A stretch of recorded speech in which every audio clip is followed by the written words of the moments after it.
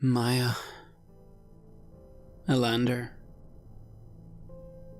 I had such a beautiful family. I'll never forget the first time I kissed her. Trembling with excitement, like the young fool that I was. Nor that day Elander was born. I was convinced I would lose them both. But Lathander saw them through that day. And the time we had together was wonderful. It was all that I could have dreamed of and prayed for. Then, it all changed. They were torn away from me, and I was alone. My heart has a hole in it, and I will never be able to mend. That is a burden that only I can carry. I only have you now, Lathander. Let what we do here serve as the vengeance I couldn't carry out that day. This is Red Moon Role-Playing.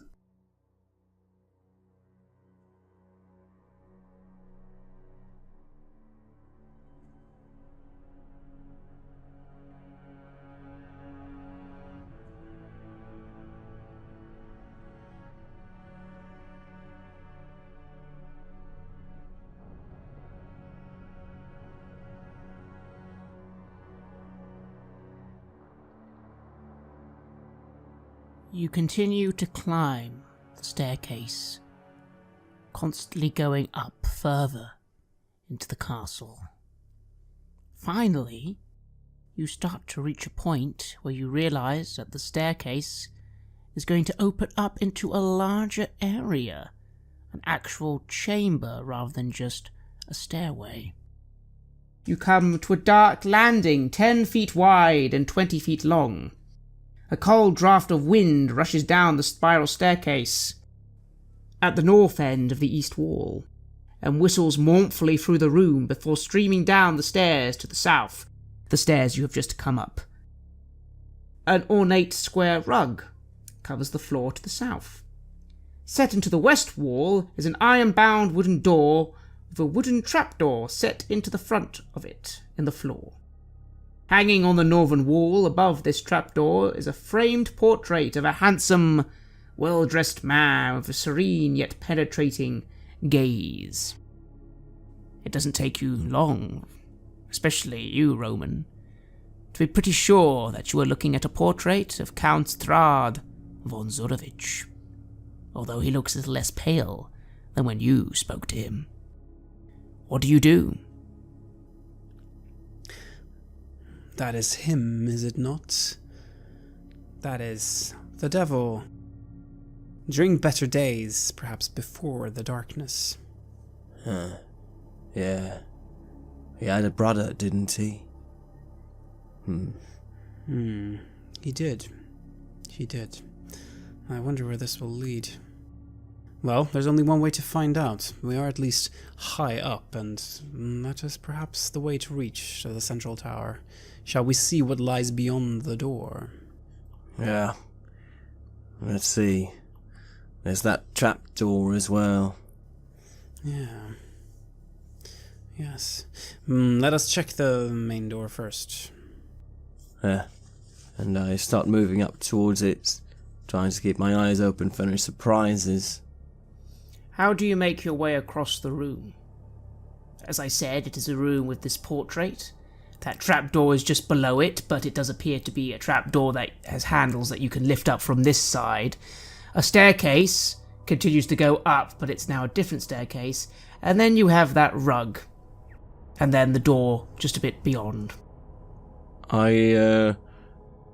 Not being used to these sorts of places, rather being used to caves and things, I become immediately suspicious at anything, and I lift the rug and I look under it, quite weirdly.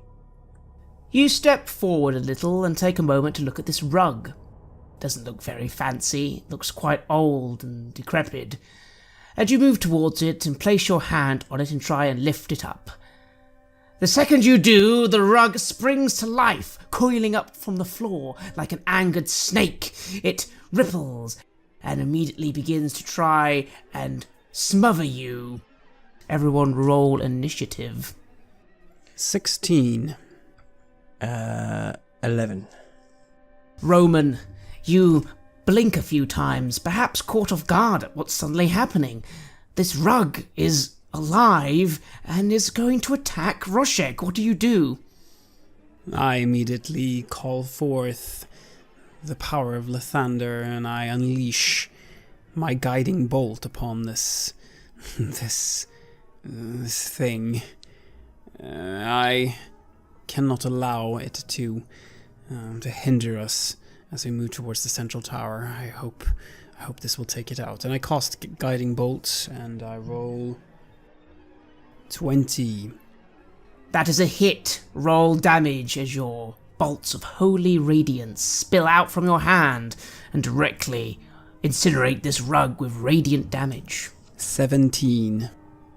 The rug recoils from your assault, little holes appearing in it where your radiant energy has practically burnt straight through it. It hisses around in rage and tassels sort of flopping around everywhere as it kind of writhes around on the floor. Again, it's almost very much like a snake or some sort of serpent, even though it is a rug. Roshek, it is your turn. This thing is floundering about in front of you, but it is extremely close, within melee range. It will attack you on its turn. What do you do? I start circling around it. As the bolts fly in from the side, I draw my sword, already having the shield on my left arm, and I call forth the burning flame of my longsword. And I start attacking it. Roll your attack. 12. That's a hit. Roll damage. 13. You move forward and strike hard into this rug, although perhaps you're not quite sure where a weak point on a rug would be, so you go for a simple forward slash and you go straight through the rug. It doesn't seem to like this. You withdraw your blade and it continues to thrash about in front of you. What do you do? I keep my shield at the ready, but I go in to make another slash at it before it has the time to counter strike. Roll your attack. 15. Roll damage. 10. And you drive forward again, and this time bring your blade down in a slashing motion. You strike right in the center and cut this rug in two. One side of it kind of flops to the ground at this, but the other side still kind of rights itself and veers towards you. What do you do? I use my bonus shield action to try and knock it aside and knock it down as it comes writhing towards me. Roll your attack. So that's just an athletics check versus their athletics or acrobatics, whichever you choose. Very well. Roll. I get 11. You move to try and shield down the remaining part of this rug, but this thing has no substance. Roshek, it's not a person. You kind of bang your shield into it, and it kind of just wobbles back a little and then comes back again. Was that all that attack did? Yes. Very well. What do you do now? I end my turn on that. And this thing sort of sways from side to side. It doesn't look in a very good state, but you've angered it and it is still standing. And it comes forward and tries to come around you, but you notice there isn't quite enough rug left to actually do this. You've cut half of it off. It kind of just tries to squeeze against you and its own threads seem to unravel and it kind of just falls away a little, falling back. And at this, it kind of just sort of shimmers a little in the air, and Roman, it is your turn. It is still there, though. It is still a threat to us, yes? It seems so, even though it was quite a pathetic attempt there to smother Roshek. Yes.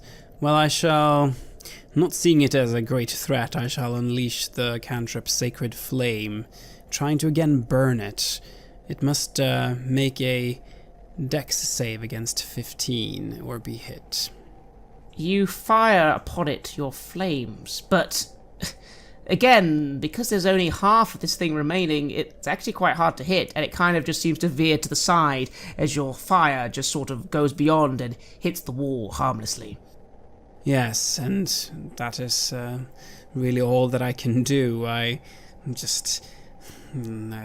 wheezed to Roshek to finish this rug now. How long must we dance with this piece of furniture? I see this sort of... No, I don't see any comedy in this situation because it's far too strange. It was trying to crawl up my leg, being so short now, and probably wouldn't be good if I'd let it reach up to my neck. So as it dashes off, dodging the flame, I see the opportunity and I go forward to strike it. And you do so. Tell me how you finish this rug. I see it there, just out of balance, if it can be such a thing, from having avoided the attack, and I take the blade and I just shove it into the last remaining piece, sort of nailing it against the floor, and watch it writhe out whatever magic might be left in it. And writhe it does, a little more, but it is in a sorry state, and finally it stops, and you take a breath, and you have killed a rug. And I turn to Roman, a bit of sweat actually on my forehead. I think I got a bit nervous about this thing, and I give a brief smile, saying, wouldn't that be a anticlimactic ending to the story if we'd gotten killed by that? Yes, now it instead becomes an amusing part of the story, that time that we battled with a rug before meeting with the devil. Well, let us move on. Yes, but where to? And I look at the doors and I see the trapdoor. That trapdoor there under his portrait, could that perhaps lead to a room particular for him? Perhaps. Shall we have a look? If you're curious, then let us see where your curiosity will lead us. Yeah, let's. And I sheath my blade again, and I go over to see if I can open the trapdoor. You move the trapdoor, and with a little effort, you find it comes open quite easily. You take a moment to look down and see a black void of darkness. And I call forth the blade again to try and shine some light down in there. Your blade shines forth some light, and you can see, just a little, that this area below the trapdoor leads into a sort of square, sort of walled area. But you cannot see much more beyond that. The light shows you a little bit, but this square area seems to descend downwards into darkness. No steps or anything. I look at the blade and I try to focus on its more. Can I intensify the light somehow and see if I can hold it down there? You certainly can, and you do so, and more light illuminates, and you can see almost a full 20 more feet. And again, darkness. You are now looking at a void that is now lit on the sides at least 20 feet down, but continues beyond that. If I were sensitive to such things, I might have felt a bit of vertigo at that. And I just turn to Roman and I say, it's a shaft of some sort, a chasm. So not that way then. Shall we try the door? And I close the trapdoor again, and I nod. Indeed, you look up at this point and notice that the portrait is looking at you. Its eyes sort of focused on you quite intently. What's down there? I ask the portrait. The portrait does not respond. You merely hear the sound of the rain, and from above you, that staircase leading up, a little bit of the sound of some wind coming down, but from where you're not sure. I feel a chill run down my back, being observed by this inanimate object. And, I try to avert my gaze, though I don't. I can't seem to let go of this portrait, and I nod for Roman to open the door while I sort of keep guard here, because I was just attacked by this rug. What could this portrait possibly do? Yes, and I opened the door. And you slowly open the door, which comes open quite easily. It wasn't locked, and it creaks loudly as you enter a new room. You feel for a moment another thunderstrike shake the tower, heavy beams groaning under the weight of the ceiling and this storm outside. This room has light, though. 3 ornate lanterns hang by chains from beams up above, each casting a dim glow. The curved west wall is fitted with 3 windows of leaded glass in steel lattice work. A bookcase sits on the east wall between 2 doors. This room has plush, oversized chairs and couches placed around, though the fabric has faded with age and the patterns that were once on these lovely chairs are long gone. As you enter, you notice, in a chair facing away from you looking out the window, is a figure wearing a nice white coat and rather fancy shoes. He's looking out as you enter. What do you do? Do we recognize that attire? Have we seen it before, or is it someone completely new? You have never seen this attire before. It's very nice, a little old-fashioned, but very nice. You've just stepped in and are currently not done anything. What's your next action? I look over the shoulder of Roman as he steps in, and I see this figure too. Does it look male or female? It's a man, and as you step in to look, he turns around and smiles, looking at you, Roman. Ah, good evening. Well, I didn't expect you two to come up here. How unexpected. Interesting. So how's this going to go? He makes the stand. He is quite a handsome man with long blonde hair. His attire is very stylish. He has rings on his hands and a slightly pale countenance that you notice as the lightning flashes from those windows outside. So how is this going to go, friends?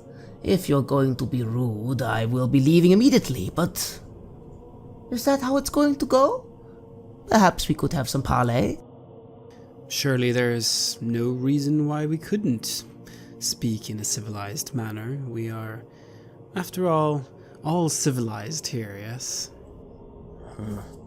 Who are you? What are you doing here? He smiles, showing his fanged teeth to you, and makes to do a little bow. My name is Escher. It is a pleasure to meet you. And well, you say civilized, but I do not know. Perhaps you are going to lift some stakes, shine some lights at me, and begin a messy battle, which I, to be honest, am not in the mood for.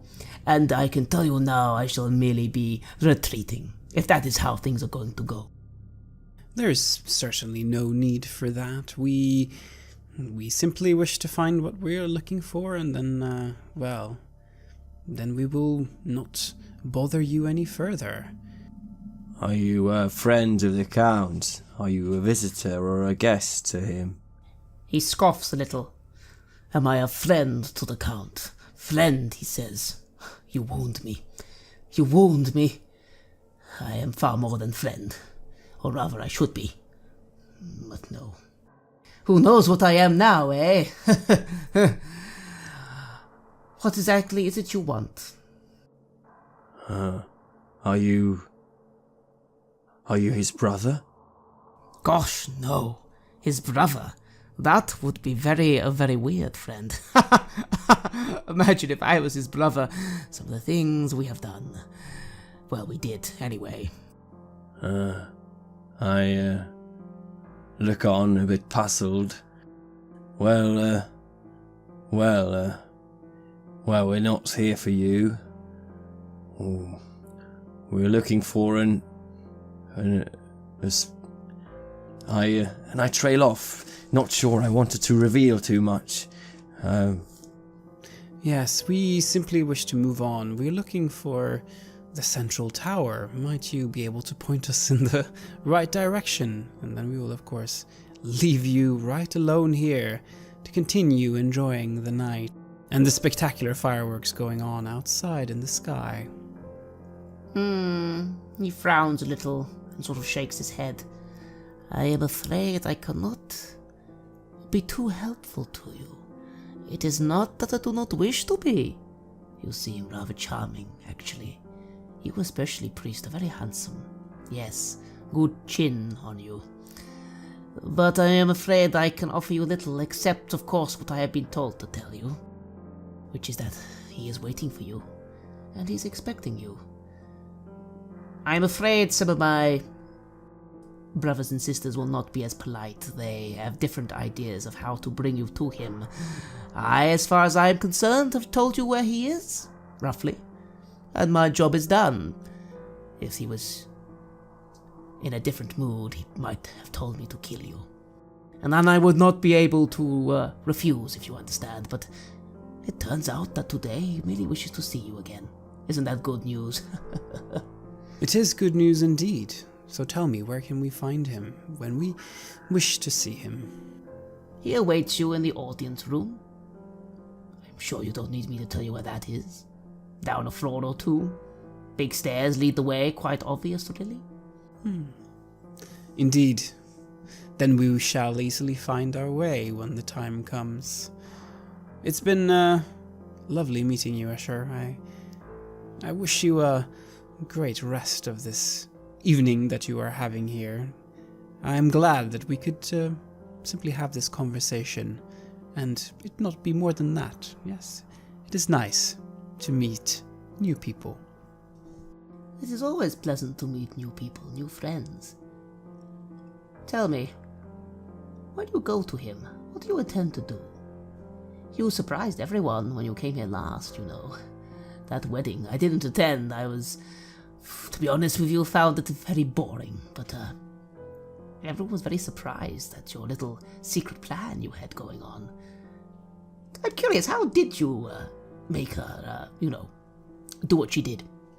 Make who? Do what? Why, our master's pride and joy, the only thing he really cares about.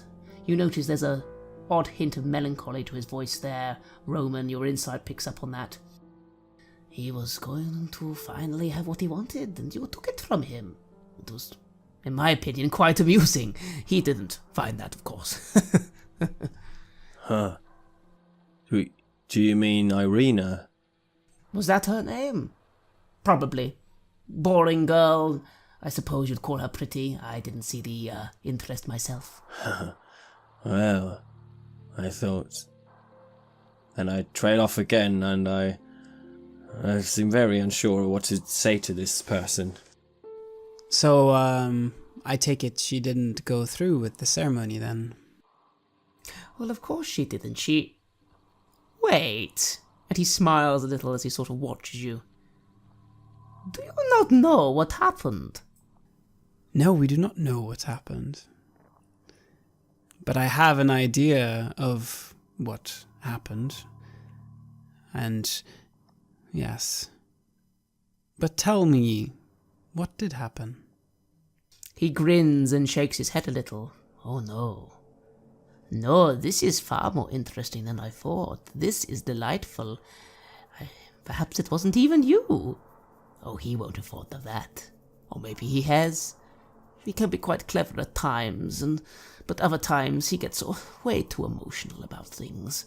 It's his weakness, I suppose. But then I liked it once myself. So what are you going to do then? I guess you're not going to I don't know. What are you going to do when you meet with him? Are you going to do as he says or not?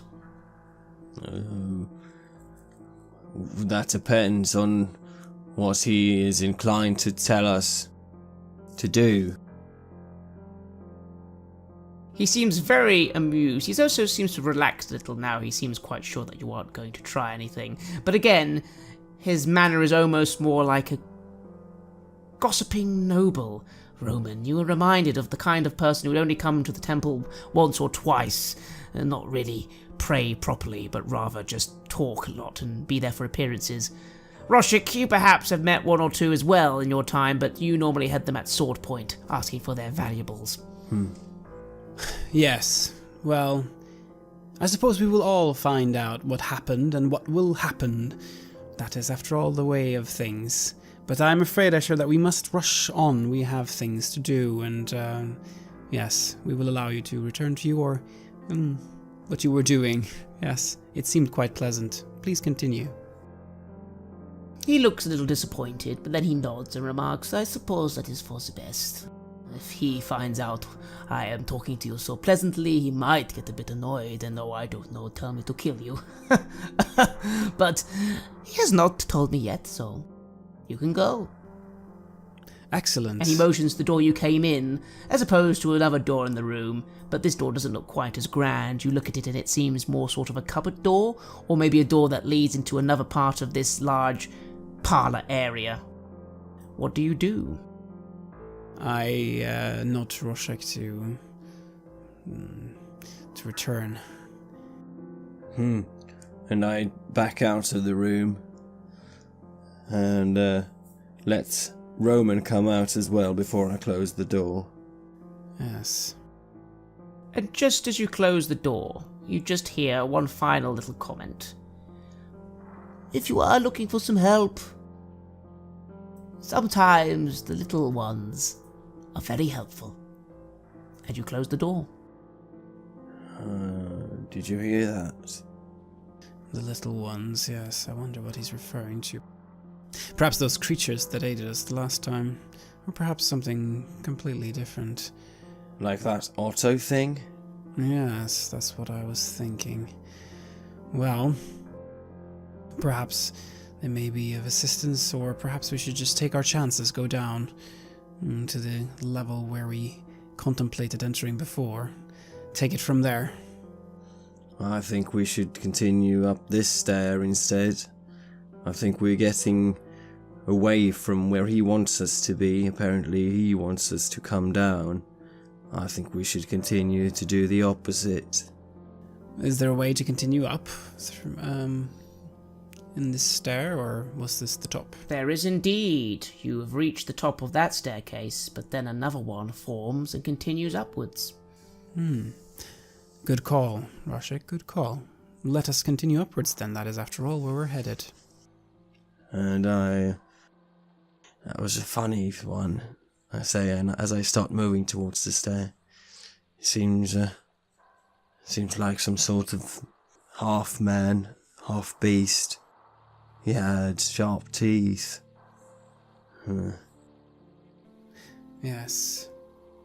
By now we are, of course, fully familiar with the concepts of vampires. We have, after all, heard about it from Esmeralda and Van Richten. We are prepared for it, and yes, he is simply a nobleman that has been turned into one of these things, yet seems to have retained who he was before. The petty maneuvering and politicking and gossiping doesn't seem to go away. Perhaps that is the true nature of evil, not all this bloody violence. He seemed like he was the thrall of this man, that he had to do his bidding, and also he seemed like he was his lover or something. Yes. Perhaps. Maybe that's why he didn't want to go to see the ceremony then. But I do wonder what happened there. If she didn't go through with it. And I thought she was roaring because we weren't there, but maybe I overplayed my our significance. Yes, perhaps.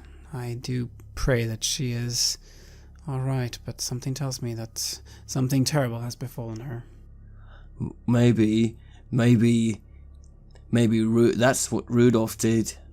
Maybe he was the one disturbing the ceremony or something. Perhaps.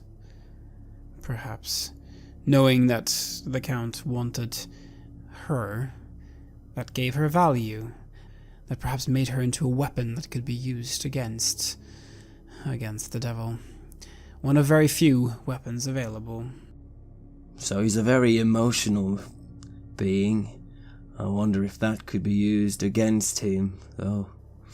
Yes. Well, we shall strike at his heart, after all, so let us see if we can find it. Yeah.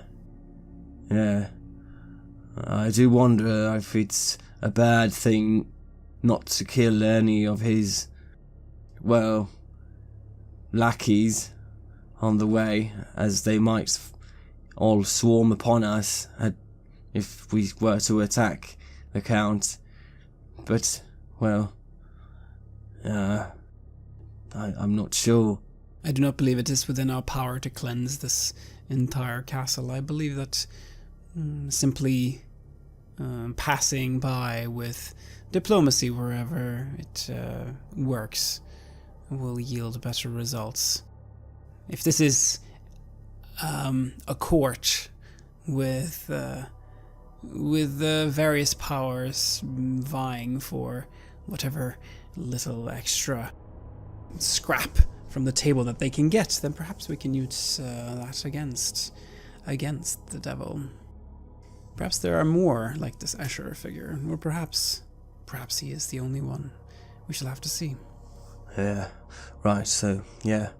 Save our energy for the big fight, yeah? Indeed. I do not think we should take lightly upon these creatures. They are vampires after all, and if there's anything we have learned, it is that even in a significantly weakened state, they are absolutely lethal and do not go down without severe punishment. Vampires, yeah. Right. Let's see where this leads.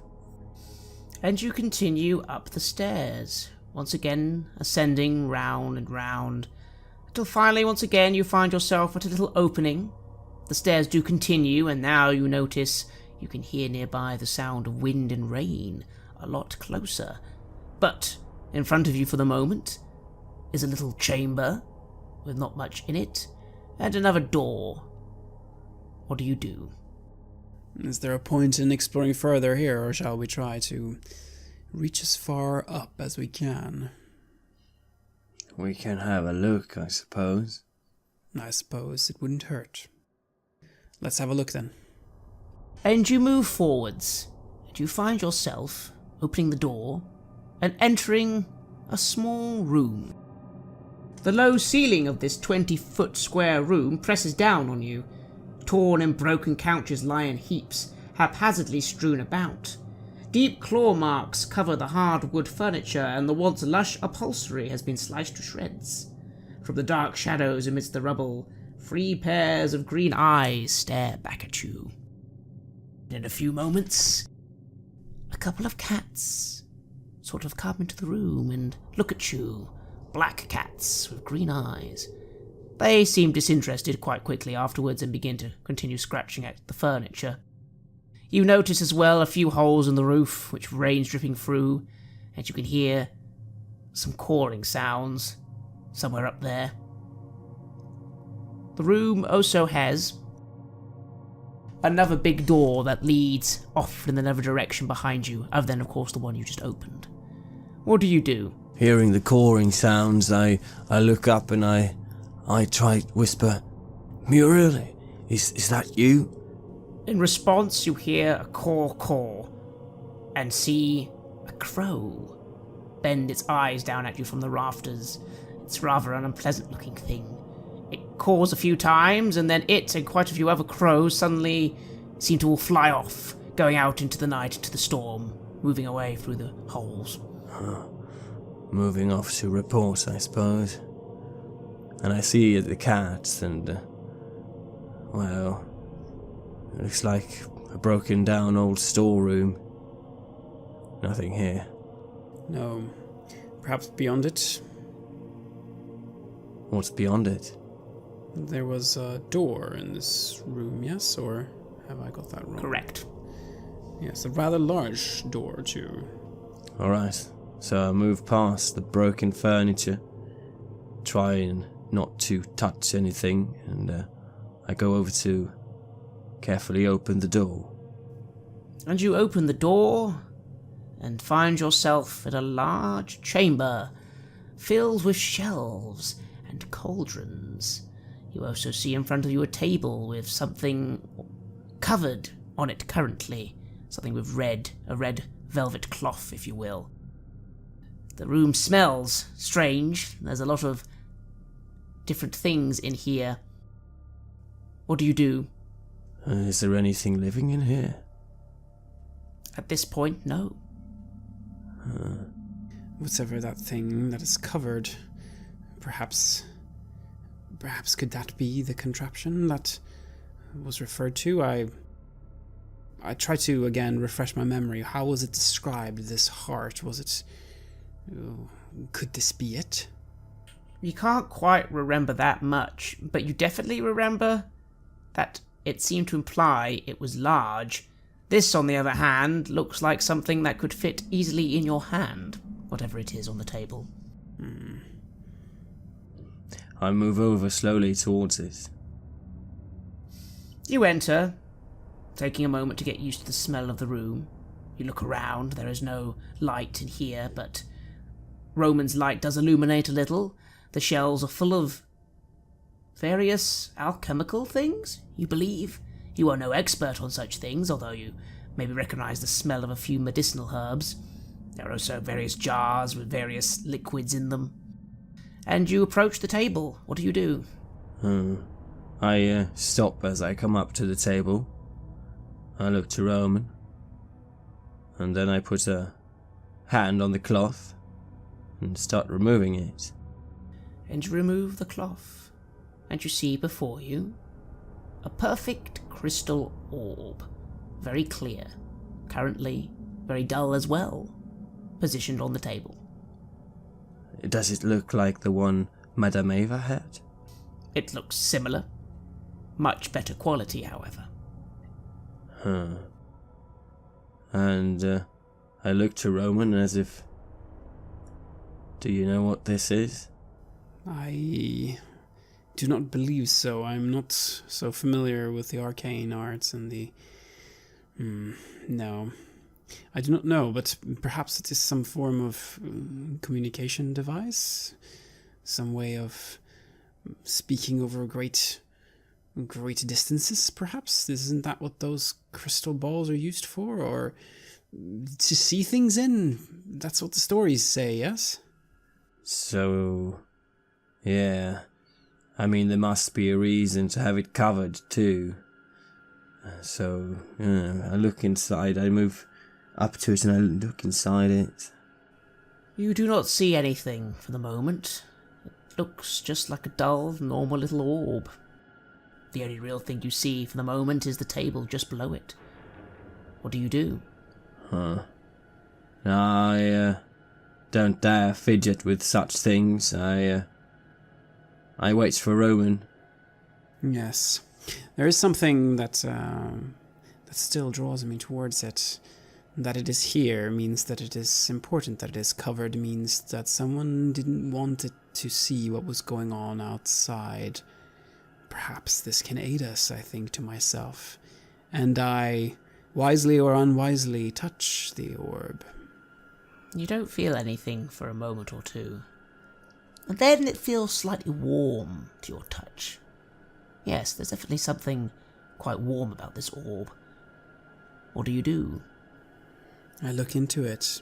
Does it change now that I'm touching it? It's responding to my touch. It does indeed. You start to see some smoke, some mist sort of forming in the orb, swirling slightly. Something's trying to come through, perhaps. Or maybe it's just your eyes playing tricks on you. What do you do? I'm intrigued by this. I continue touching it. Let's see what's inside. And the mists start to clear. And you see some figure. And it sort of magnifies for a moment and turns. And its eyes behold you. And he smiles as he sort of zooms in a little in a weird, almost if you were watching him. But he's also watching you, Roman. And Count Strahd von Zurevich grins a little, tilts his head curiously and remarks, "Ah, what are the little rats doing up there? Are you bored, friends?" And I take the cloth and I throw it over the orb. And I step back and I remove my hand from the orb, thinking to myself that I should not have done that, but I did. And you hear laughter all around you. Laughter and amusement. "Oh, I am sorry. Do you think putting a little cloth over it matters? I know where you are. Messing around up there. Clearly I'm being too kind. Perhaps I need to make things more exciting for you. I wonder how you will handle this little slice." And you see, suddenly, a flicker in the air, and you hear a sound sort of surrounding you, a weird sort of keening sound. You notice the cats in the other room yowl a little in discomfort, and then they seem to be, the yowls seem to imply they're moving off very quickly. What do you do? I take out the blade and call it forward to light up the room to try to locate what the sound is coming from. And you look around, and the room is lit suddenly by your blight blade. You look around the room, looking at all these arcane items and things, and you look left and you look right, and you can see nothing. Nothing's coming, Roshek. Nothing is coming. There's definitely no foes entering the room that you can see. Roman, what do you do? I have made myself ready. I try to sense if there is. Yes. You can both roll me a perception check. I roll a 19. Natural 20. You both look to each other, sort of locking eyes for a moment. And then you both look directly down. Roshek, something's missing. Something is missing from both of you as you look directly down, completely illuminated by light. That light casting shadows everywhere, except with the pair of you. What do you do? My shadow. I jump back. Feeling as if I'm ready for an attack. Yes.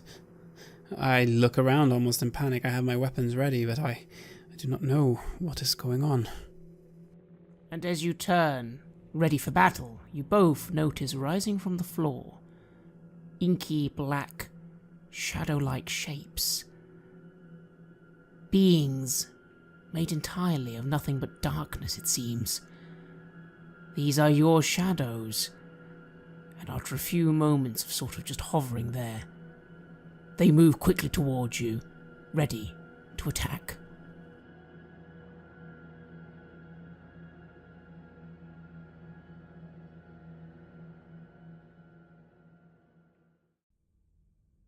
You have listened to an episode of Red Moon Roleplaying, where we play the campaign Curse of Strahd for Dungeons & Dragons 5th edition.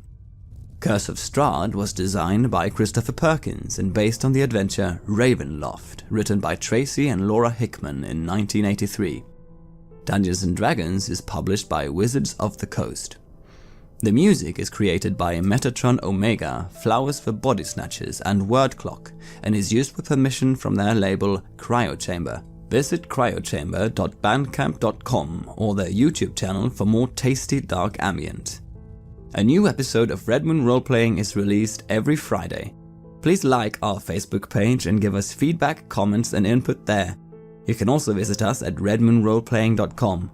Finally, a huge thank you to our growing base of supporters. You are truly amazing and inspire us so much to keep going with the show. If you haven't yet found us on Patreon, please have a look at the links in the description and see if you want to show your appreciation and encourage our work with the show there. While the show will always be free of charge to our listeners, Patreon supporters have access to extra material such as our bonus Q&A podcast Ask for the Moon, where we discuss all topics and questions our Patreons have for us. You can even get access to the full-length, raw and unedited versions of our gaming sessions way before they are released as finished episodes. Thank you for listening. Looking forward to meeting again next week.